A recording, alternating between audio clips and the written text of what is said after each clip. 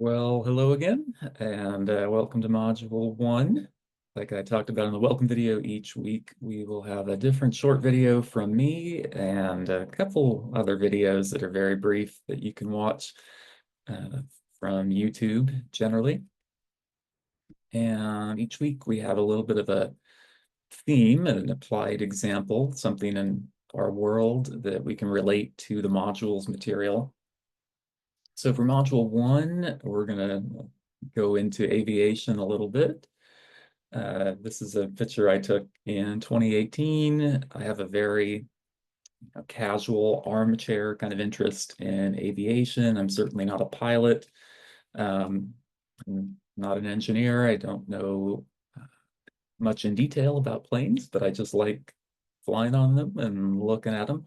So uh, I'll just tell you a little bit about an experience I had involving the topic of human factors broadly.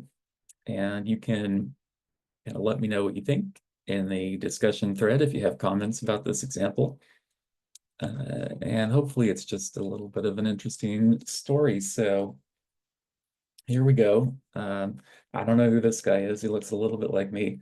Anyway, this is a flight simulator location in Anaheim, California. So just about a couple blocks from Disneyland.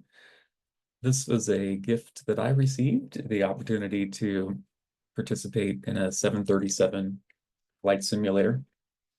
So it looks like the exact cockpit that you would find in an actual 737.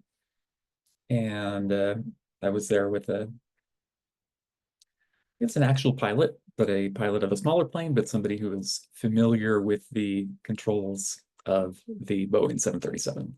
So just a quick look at what they look like. I was also there with my wife, and she's a user interface researcher, user experience designer, kind of could be thought of as a hybrid of a web designer and a graphic designer, but also looking at the experience of users of those web pages and other applications to see how well things are working from their perspective.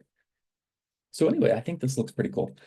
We can compare it to a much older interface. So you can see back on the 737, it's very digitized.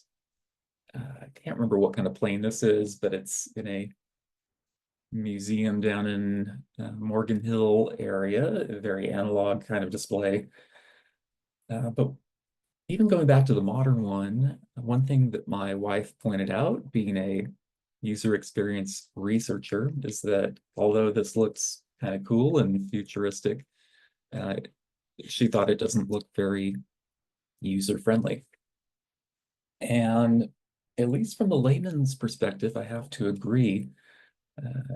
It's not like something you would see in a modern vehicle where it's relatively straightforward. And of course, that's something that we're familiar with from a young age. But one thing in particular that I noticed was this keypad or keyboard of sorts. And you can actually see that in the kind of center column there. But this is, I believe, what's called the flight management system, something that allows pilots to navigate, broadly speaking. And what's interesting here is that it's not in the QWERTY keyboard format. It's A, B, C, D, E in one row, F, G, etc. in the next row. So from my perspective, again, a layman's perspective, it's not natural to be typing on a keyboard like this. At the same time, perhaps it's not natural for a pilot with one hand on the yoke or the throttle to be typing as we do on our computers. So just an observation there, going with the intuition that my wife had that this perhaps is not the most intuitive design from a user experience perspective.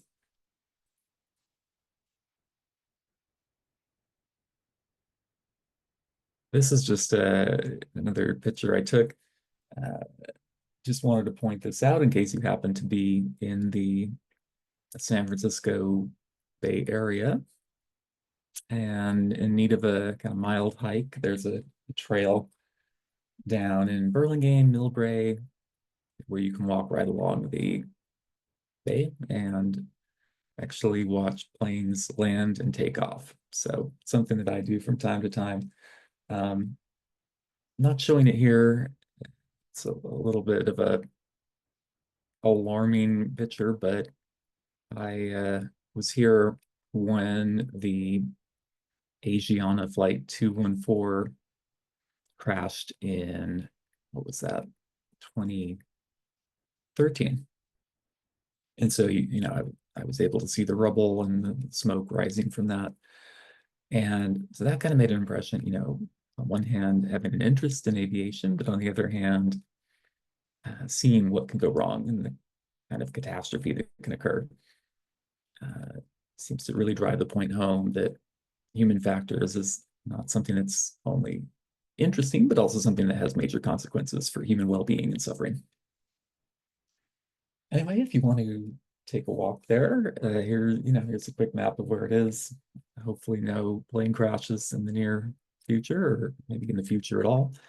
And I look forward to engaging with you on the discussion post. Definitely, if you have any aviation examples from your own worlds, I'd like to see that or hear about it. But if not, we'll engage about the material, and I will see you soon, virtually anyway. All right, take care. Bye.